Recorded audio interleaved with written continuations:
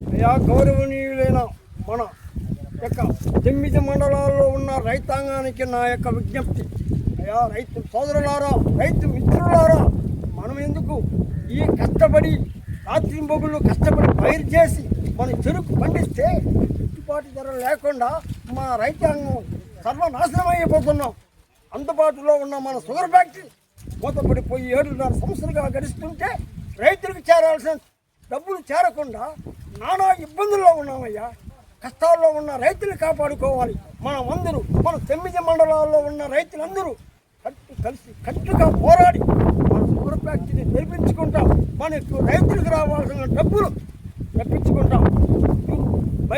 బయట రాష్ట్రాలకు పోతున్నా ఈ షుగర్ ఫ్యాక్టరీ, తమిళనాడుకి పోతున్నది.